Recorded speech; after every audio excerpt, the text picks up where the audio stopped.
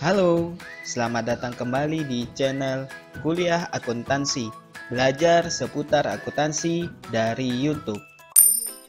Assalamualaikum warahmatullahi wabarakatuh. Selamat datang kembali di channel Kuliah Akuntansi. Belajar seputar akuntansi dari YouTube. Bersama saya, Sabirin MAK CPA. Di video kali ini, teman-teman, kita akan membahas tentang persediaan. Nah, bagaimana sih perlakuan akuntansinya, pengukuran, serta penyajiannya? Mari kita simak bersama-sama.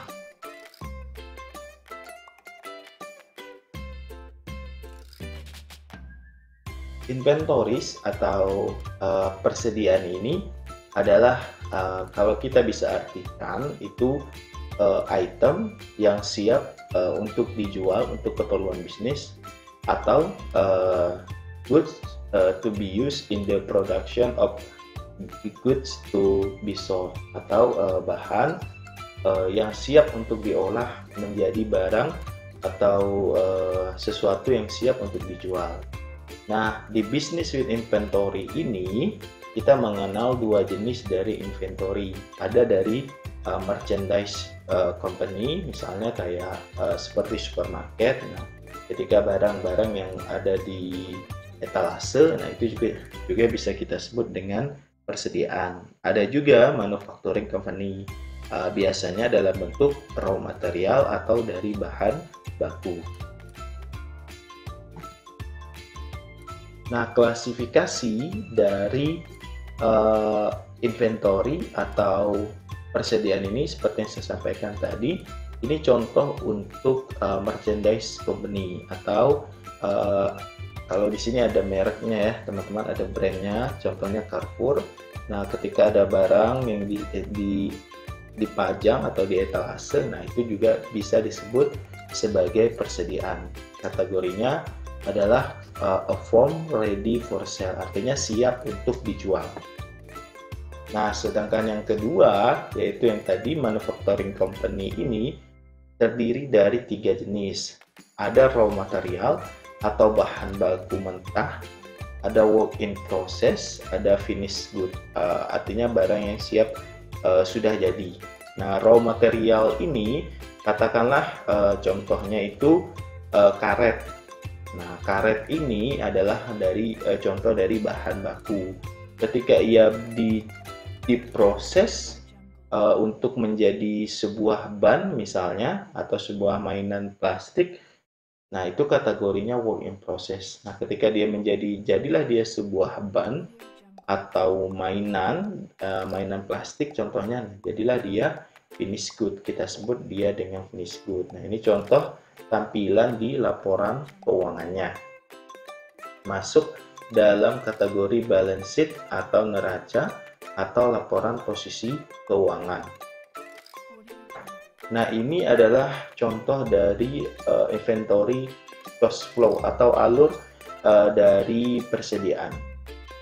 Dimulai dari beginning inventory atau persediaan awal, ada cost of goods purchase, diproses, jadilah dia cost of goods available for sale, artinya harga pokok penjualan. Nah, jadi dia harga pokok penjualan, cost of goods sold, kemudian terbentuk menjadi ending inventory atau persediaan akhir. Ini kalau kita ada dua tipe dalam pengakuan inventory ini atau dalam pencatatan inventory ini ya teman-teman. Ada perpetual system di sini, ada juga yang metode record atau metode pencatatan itu periodic system.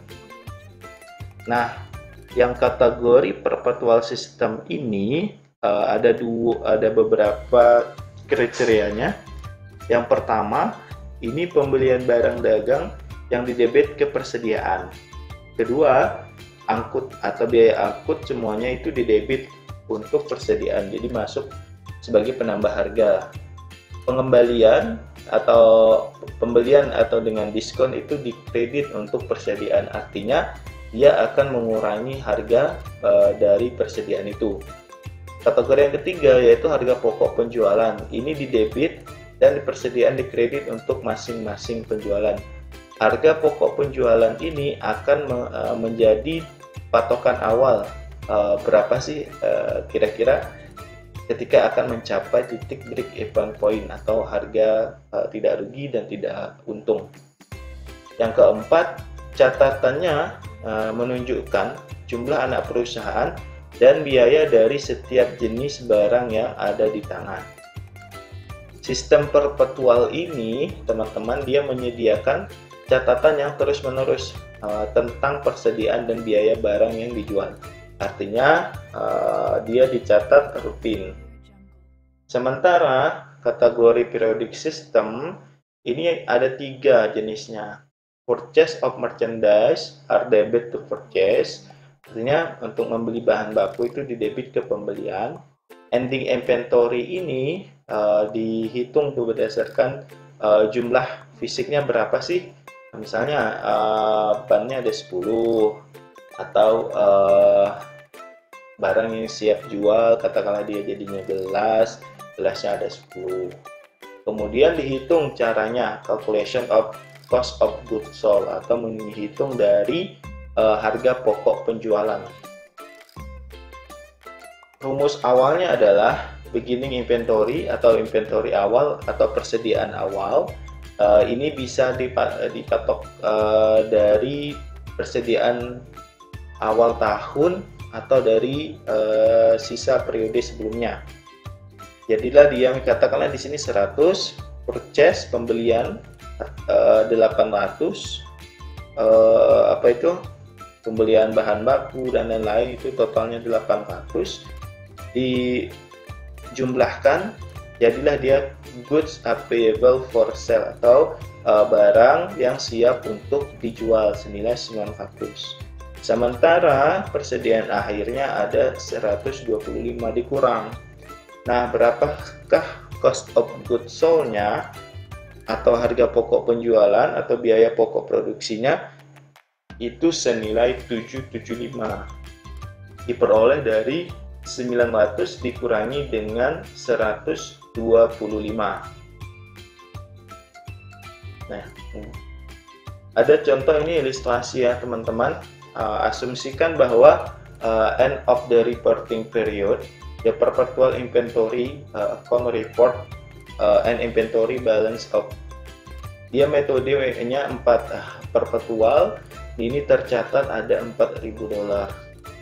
However, a physical account indicate inventory setelah dicek fisik itu hanya 3.800 katanya yang ada di tangannya. The entry to the record, the necessary write down is as follows. Ada inventory over and short itu 200 atau selisihnya teman-teman ya. Dengan metode perpetual ternyata itu 4.000. Setelah dihitung physical count-nya itu hanya 3.800. Artinya bahwa ada pengurangan terhadap nilai dari persediaan yaitu senilai 200. Nah, inventory over and short ini adalah adjust cost of goods sold. Dan pada prakteknya perusahaan ini kadang-kadang melaporkan report inventory over and short di other income atau di biaya lain atau di pendapatan biaya lain-lain pada laporan laba rugi atau di income statement. Nah, mudah-mudahan bisa diikuti ya teman-teman penjelasan saya tentang persediaan ini. Demikian penjelasan saya mengenai persediaan, pengukuran dan penyajiannya secara akuntansi. Mudah-mudahan menjawab dari kebutuhan teman-teman. Sampai bertemu di video-video saya selanjutnya. Terima kasih banyak sudah mendukung channel Kuliah Akuntansi.